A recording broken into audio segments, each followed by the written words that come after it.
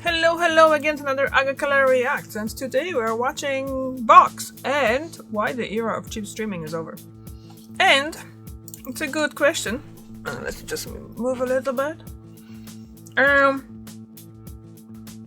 We have access to few streaming services, and we try to use it. Well, we use it every day because during dinner we are watching something. It could be on Netflix, could be on Disney, it could be on HBO, could be on Prime. We start watching Delicious in Dungeons on Netflix, and recently Fallout just came out on Prime, so we were watching that too. And so far we enjoy that. But yeah, they are getting more expensive. So let's just jump into it and see why. Why is it like that? Why are they going up? Late last year I got an email. It said that the price of my Disney Plus annual plan was increasing to $140. But that wasn't the only one. Netflix was going up, and their most affordable tier would now have ads. Amazon Prime would be $3. Apple TV went from $6.99 to $9.99 to $18 a month. There are so many great things to watch, and they're all spread across so many different services. I want to watch them all, but man does it hurt to fork up so much money every month to do it. It kind of makes you wonder, how did we all end up in this position where we're paying so much for streaming every month? And maybe more importantly, can we as consumers do any better?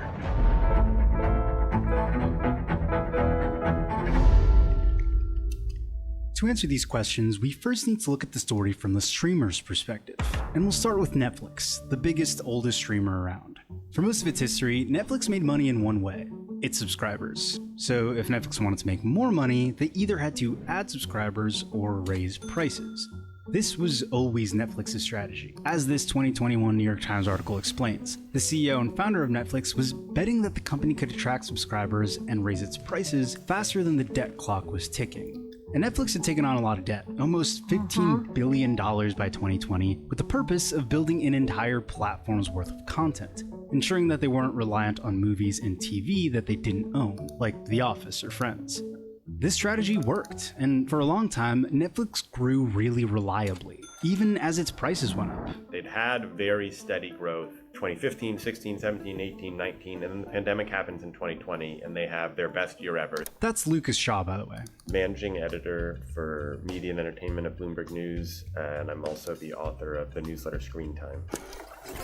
Netflix got to a point where they realized that their growth was much slower than it had been, right? Growth continues to be slower in 2021, and looking into 2022, they get nervous. And then in 2022, Netflix actually lost subscribers.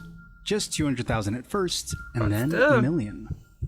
There are only so many people in the population, right? Yeah. Even if you got everyone, there is a ceiling to that. But they also knew that they had more customers than it appeared. This phenomenon of password sharing. Netflix had said publicly that they were not worried about it, and I think early on, it's true, they were not worried about it because password sharing was a way of exposing the service to more people, and if people liked it, they would convert. But at a certain point when they hit a bit of a ceiling, they were looking at the numbers and they said the only way that we're going to be able to grow is if we convert some of those sharers into payers. This move created a temporary surge in subscribers. It made enough of a dent that other companies are following in these footsteps.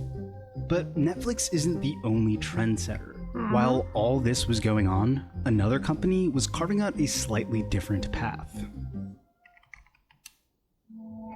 Hulu has always had two tiers to its service: ad-free and ad-supported. According to this 2019 article, Hulu's ad-supported option was the most lucrative tier of their business. It was so successful, they actually lowered the price from $7.99 to $5.99. Advertising has been the key to a successful video business forever. You know, you think about the cable business, you don't think about paying for discrete channels, but you are paying for a bundle of channels. And oh, by the way, those channels still have advertising. So it's not really a foreign concept. That's something that Hulu had done quite effectively. As more streamers crowd the market with ever-increasing prices, pretty much every service, including Netflix, has introduced a more affordable ad-supported tier to their offerings, which people seem to appreciate. Ad-supported plans have been driving an increasing percentage of new signups and supplementing each company's bottom line. But here's the thing, does it work like most of YouTube? these companies still aren't profitable. Part of it is just they're so new. I think we lose sight of that. Like, these companies spent billions and billions of dollars to launch new services and take on Netflix, and they tried to condense, 15 years of Netflix's streaming service into 3 to 5. and that was very expensive. So that's it, more or less. Companies fighting debt, revenue losses, subscriber losses, or a mix of those things have raised prices and added ads in hopes to become or remain profitable. But what does that mean for us as individuals? Well, if you're like me and have crafted your personality around filmmaking, movies, and TV, then you might be subscribed to a bunch of streaming services indefinitely. This isn't cheap, but it's the kind of thing that you might be willing to invest in. So maybe the answer for me is to do nothing and just accept the increased monthly cost because I find value in having access to all of the streaming services. But in researching this video, I found that there is a growing group of people that have a much more strategic approach. They're called serial churners, which is just the industry way of saying that this type of consumer isn't static. They're churning or unsubscribing and resubscribing to services based around what they want to watch in a particular month. According to the analytics group Antenna, 1 in 5 people were serial churners in 2023. Well, maybe not serial churners, it seems like the answer but for these people is that it's worth the effort to hop around. They can save money and more selectively access content on their own timeline. A more middle ground approach might be to subscribe to 1 or 2 services indefinitely and then hop around on the other ones. I've opened Max, Netflix, Hulu, and Amazon all within the last month, maybe within the last couple of weeks. And then Paramount Plus and Peacock, I guess, yes, I'm a churner for those. I sign on and off depending on what happens, and that's fine for me. And everyone else, their appetite is going to be different. Maybe other people only want to be permanently signed on for 2. This approach requires some effort and strategy around your media diet, but it could be quite cost-effective in the long run. And that's one of the reasons that we switched from cable to streaming to begin with.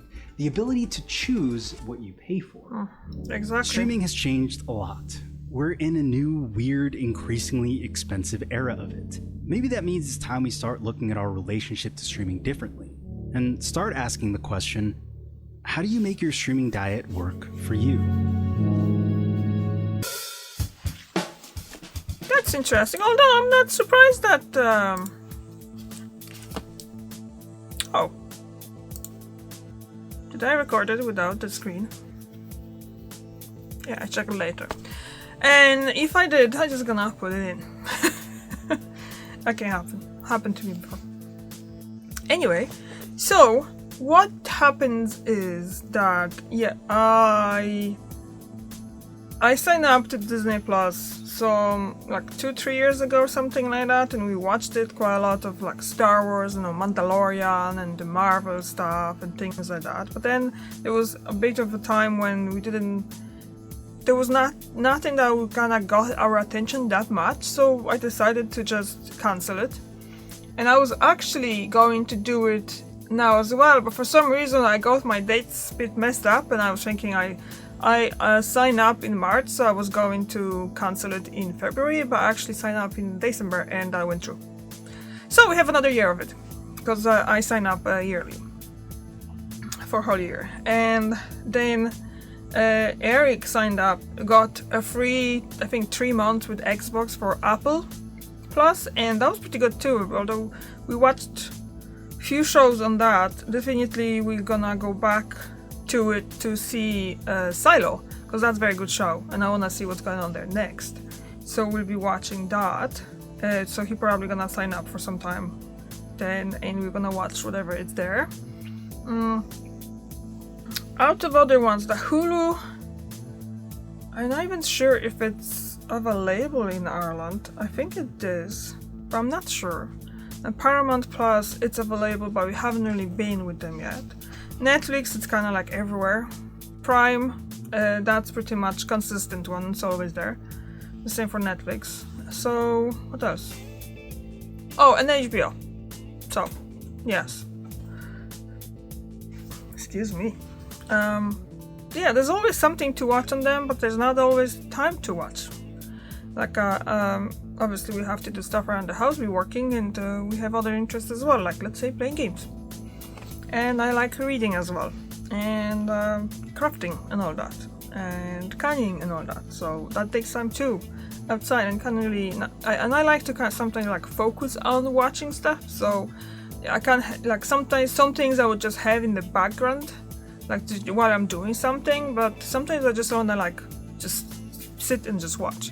Like Shogun now, that's not something that you can just have there and do something else, because you have to focus on it because there's subtitles on it when they speak Japanese. I don't speak Japanese, so I need subtitles for it.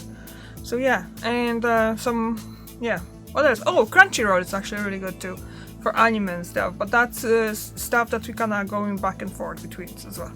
There's so many streaming platforms now that's kind of hard to choose the favorite and the best. Which one are you using? You have any?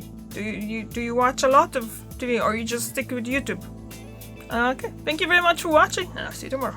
Bye.